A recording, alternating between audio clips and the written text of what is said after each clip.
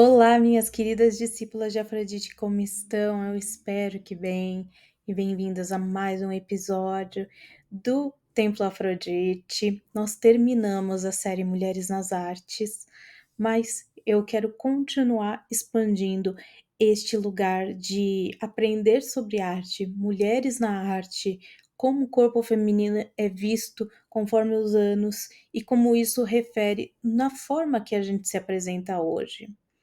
Então, para começar essa série, e eu vou alimentando essa série a partir daquilo que está reverberando no meu dia a dia, daquilo que eu acho bonito ou aquilo que me alegra em certos movimentos históricos, certos artistas ou artistas mulheres que fazem e perpassam a história da arte. Então, a primeira que eu gostaria de apresentar é a pintora da Maria Antonieta. Então, vamos falar hoje sobre a Elisabeth Louise Varlepon. Então, perdão pelo meu francês sempre foi muito sofrido. Então, vou chamar somente ela de Elizabeth.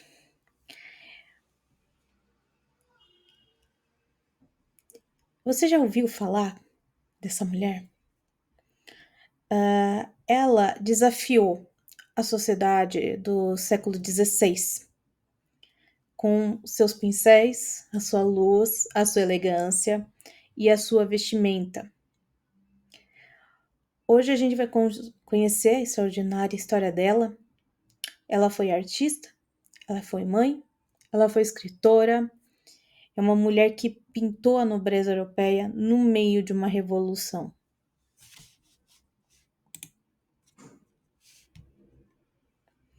Vamos lá.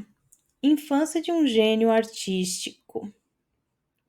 A Elizabeth nasceu em 1755 em Paris, em meio a um ambiente artístico efervescente. O seu pai, o Louis Verre, era um pintor já de retratos e incentivou a criatividade dela desde cedo. Então, ela tem muitos autorretratos e o pai principalmente trabalhava bastante com giz a óleo. Tanto que temos uma linda dela que sobreviveu ao tempo, né? Com 12 anos, ela já fazia retratos da vizinhança e ela ficou órfã de pai muito jovem. E daí sua mãe passou a administrar a carreira dela e que já mostrava talento precoce e impressionante com relação à arte. Pintando à margem da academia. Sim, gente, a gente tem que lembrar que as mulheres não podiam participar de muitas aulas dentro da academia de belas artes, principalmente falando de uma França renascentista. Como mulher, a Elizabeth ela não podia frequentar a academia de belas artes, como eu havia dito, formalmente falando, como se ela estivesse lá só vendo. Ela não tinha, vamos dizer assim, um boletim, ela não tinha a possibilidade de ter o seu nome registrado na história a partir da sua faculdade, como muitos de nós somos hoje em dia, graças a Deus, que nós podemos ser reconhecidas pelos nossos trabalhos acadêmicos hoje em dia. Mas, por mais que isso fosse uma verdade, que ela tivesse que trabalhar com isso, ela não desistiu da academia, isso não impediu ela de estudar. Então, ela estudou por conta própria. Então, ela ia também participando dos grandes salões e desenhando, copiando os grandes mestres do Louvre e aprendeu as técnicas com os artistas próximos da família. Ela conseguiu entrar em contato com vários artistas que deram possibilidades para que ela conduzisse esse estudo sozinha.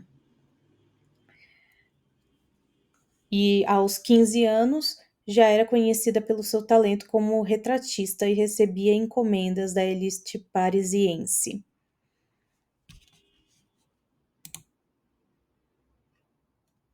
união com marchand de arte.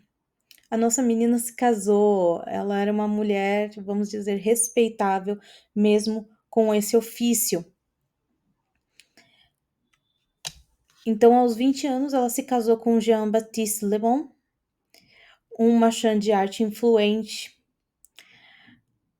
E essa relação foi extremamente estratégica. Obviamente, não era uma relação, vamos dizer, amorosa, assim, romanticamente, mas foi muito interessante para ela. O marido, de certa maneira, não apoiava ela profissionalmente, gente. Ele não apoiava tanto ela, não. E pouco divulgava os trabalhos da esposa. E, obviamente, por isso o casamento foi infeliz. Mas Elizabeth logo se destacou, mais que o marido, e passou a sustentar a família com a sua pintura. Veja só você. Isso deve ter sido péssimo para o casamento, por conta de todas as questões da época. A relação com Maria Antonieta. A gente dá um salto no tempo e em 1778 ela recebe o maior convite da sua carreira: pintar a rainha Maria Antonieta. E foi interessante porque ela recebeu adiantado para fazer e ela sentiu muito medo de como eu vou retratar essa mulher que já é um ícone. E ela conversou com alguns pintores, um inclusive que foi o pintor do Napoleão Bonaparte, de como ela deveria retratar, a luz que ela deveria usar e tudo mais. E ele falou assim: eu acho que você tem que fazer uma estrutura triangular, que dá mais harmonia, assim como o Rafaelo. Então, olhar para os grandes mestres, né? E ela achou que talvez isso seria um plágio, que não seria algo dela. Então, ela, com um pouco de reticência, acaba fazendo a forma dela, o jeito que ela via, a forma que a luz que ela gostava de colocar na pintura. E foi difícil porque o primeiro retrato que ela fez foi da Maria Antonieta e os seus filhos. E então ela teve que fazer em separado os filhos, tanto que uma das filhas da Maria Antonieta já tinha até falecido em ter idade, né? E ela demorou 2 anos para fazer essa pintura. Mas a partir daí a rainha se sentia à vontade com a Elizabeth, ela se afeiçoou a Elizabeth. Que ela não retratava ela não somente como uma monarca, mas como uma mulher, uma mãe, uma figura sensível. E era o que a Maria Antonieta queria, né? Porque desde o início que ela tem o casamento com o Luís, ela foi vítima de diversas fake news. E foi assim que, na verdade, ensejou tudo o que aconteceu após, né? Aquela frase do se eles não têm pão, dá-lhes brioche, foi uma mentira, foi uma falácia, foi uma charge, na verdade, que foi feito e as pessoas encararam como sendo uma verdade. E ela nunca tinha falado isso, é completamente historicamente incorreto, na verdade. E a artista produziu mais de 30 retratos da rainha ao longo do tempo.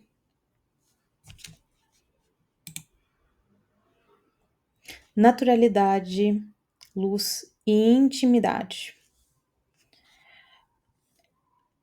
Ela tinha um primor com relação aos tecidos, com relação à luz, com relação ao detalhamento das obras dela. O estilo dela combinava realismo com idealização. Ela fazia exatamente o que o nobre queria ver e não o que talvez fosse o mais fidedigno. Vamos dizer que ela foi a primeira a fazer um Photoshop hiperrealista nas obras.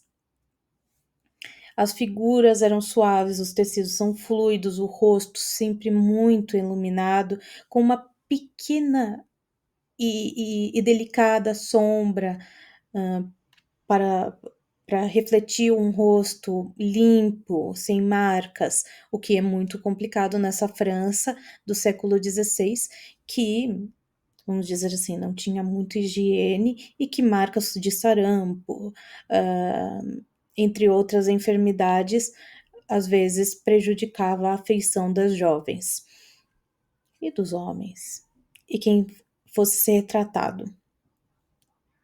Ela captava a essência em seus retratos, dando vida emocional às figuras. Ela era conhecida pelo seu uso habilidoso da luz e criar uma atmosfera íntima, mesmo em retratos oficiais. Uma coisa muito interessante que ela coloca são coisas meio que são da cultura dela. Então, a própria Maria Antonieta tinha um retrato usando uma chemise, que na época era o nome desse tipo de roupa mais leve, não tão marcada, mas marcada em certos locais estratégicos, então que dá volume ao busto, dá uma cinturada na cintura e depois a leveza, que é essa chemise que chamava craiole, por conta da influência da onde veio, e obviamente que isso foi mal interpretado depois, como sendo que a Maria Antonieta estava brincando de ser pobre, camponesa. E não, ela só gostava de ter essa vida, essa fantasia. Vamos dizer que é o primeiro bebê reborn, vamos dizer assim. É uma fantasia que ela gostava de exercer no Petit Trianon, né? Que é aquela casinha pequenininha que Luiz deu para que ela tivesse um pouco mais de liberdade. Então, ela foi a primeira artista a retratar esse tipo de vestes, né? A entrada na Academia Real. Aí sim ela tem um reconhecimento oficial. Em 1783, com o apoio da rainha, a Elizabeth foi aceita na Academia Real de Pintura e Escultura, uma instituição que era dominada pelos homens. Lembra que as mulheres elas só estavam lá para assistir, e muitas coisas elas não poderiam entrar, eram portas fechadas, como por exemplo a aula de anatomia do corpo, desenho do corpo. Era uma das poucas mulheres a receber essa honra. A sua entrada foi celebrada, mas também foi criticada por parte da elite artística conservadora. Como sempre, né? Isso não é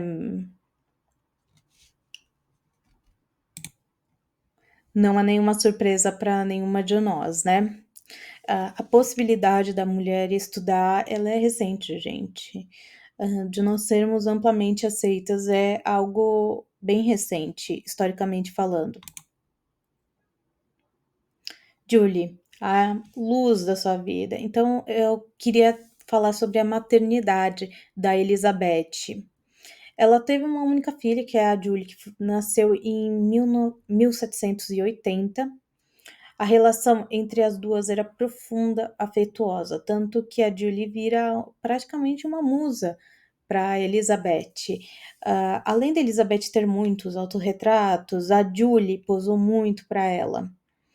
E a Julie sempre como uma alegoria. Muitos dos seus retratos mais emocionantes retratam a filha em momentos de carinho. Para Elizabeth, ser mãe era tão importante quanto ser artista. As duas identidades coexistem na sua obra. A Revolução Francesa, fuga e exílio. Tudo que é bom dura pouco, e não foi diferente com Elizabeth. Eclode a Revolução Francesa e em 1789, né? E A ligação dela com a monarquia fazia dela um alvo, e isso fez com que ela tivesse um risco real de vida. Então ela foge. Ela, Elizabeth, ela sempre foi alvo de muitas críticas pelo seu prestígio, posição. Ela sai de Versalhes, foge para Paris com a filha e ela deixou tudo para trás. Ela deixou a casa, a carreira, várias obras de arte, mas ela salvou pelo menos a vida e a liberdade.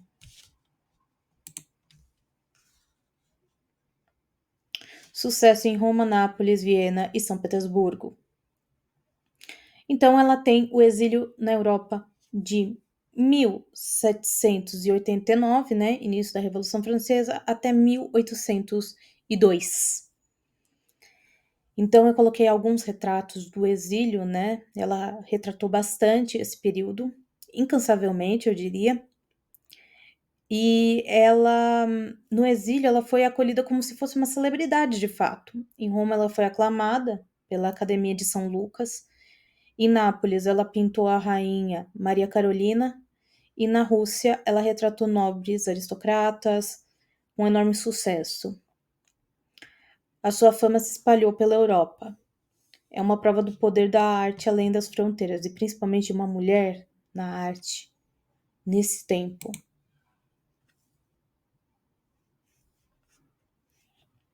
Últimos anos e memórias. Sim, ela escreveu um livro. Então, ela retorna à França em 1802, já super consagrada.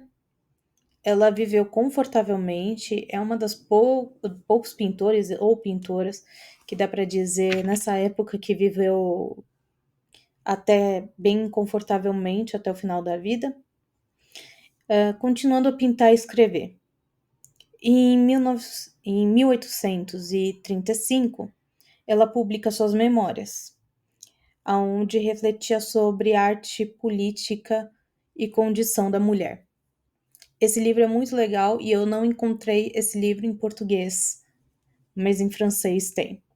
Mas como eu disse, o meu francês é muito sofrido, a minha escrita, a minha, a minha leitura é muito truncada, então eu tenho que ler esse livro de novo com um pouco mais de tempo e paciência para conseguir entender tudo que essa mulher maravilhosa deixou pra gente. E nesse livro, essa escrita dela tem muita inteligência, tem humor até. Ela tem uma consciência crítica o tempo todo do papel dela e o papel das outras mulheres. Na verdade, o papel dela foi muito fora da curva. Morte e legado. Então, esse é o túmulo dela. Ela faleceu em 1842, aos 86 anos, uma marca expressiva, né? Até porque estamos falando desse período histórico, onde a longevidade ela era muito escassa. Durante muito tempo ela foi esquecida pela história. E principalmente pela arte tradicional. Mas hoje ela é reconhecida como uma das maiores retratistas de todos os tempos. Seu legado é estudado, celebrado, resgatado como símbolo de talento feminino. Tanto que na lápide dela, que é uma lápide muito simples, ela recebe todo tipo de presente. Tintas, pincéis, poesias.